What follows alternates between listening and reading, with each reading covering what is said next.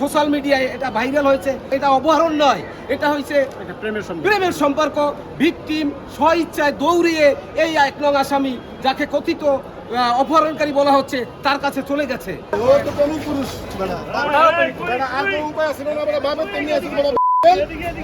আজকে যে মামলাটার শুনানি করলাম এটা হচ্ছে 13/4/26।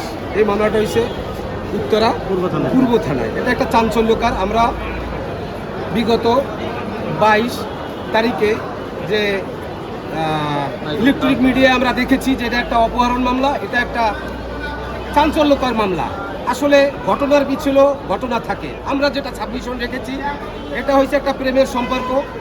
এটা এই যে আসামি লামিন ইসলাম 19 এর সাথে এই ভিকটিমের প্রেমের সম্পর্ক ছিল দীর্ঘদিনের। তার ফলস্বরূপ বিগত 1 জানুয়ারি 25/1/26 এই মেয়ে এই ছেলের সাথে চলে গেছিল।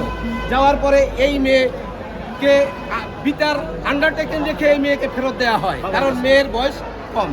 এটা এই যে আসামি 1 নং আসামি এবং তার পরিবারের মহানুভবতা।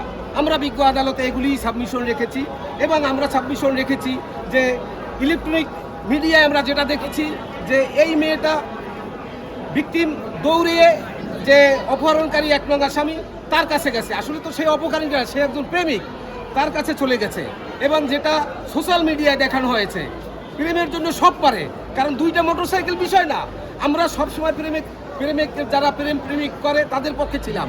এই 2টা মোটরসাইকেল বিষয় না, এখানে 4টে মোটরসাইকেল থাকলেও আমরা তাদেরকে সাধুবাদ জানাইতাম যে এই প্রেমিকের যারা বাধা দিয়েছে তাদের কাছ থেকে নিয়ে যাওয়ার জন্য আমরা এটা সাবমিশন রেখেছি।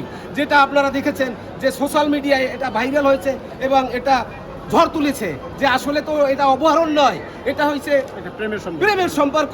ভিকটিম স্বইচ্ছায় দৌড়িয়ে এই 1 নং আসামি যাকে কথিত অপহরণকারী বলা হচ্ছে তার কাছে চলে গেছে। আসলে তো এটা অপহরণকারী না। আমরা এটা বিজ্ঞ আদালতকে বুঝাইতে সক্ষম হয়েছি। আইও 5 দিনের রিমান্ড চেয়েছে। বিজ্ঞ আদালত সন্তুষ্ট হয়ে যে তার সাথে কারা ছিল তাদের নাম ঠিকানার জন্য 1 দিন রিমান্ড মঞ্জুর করেছেন।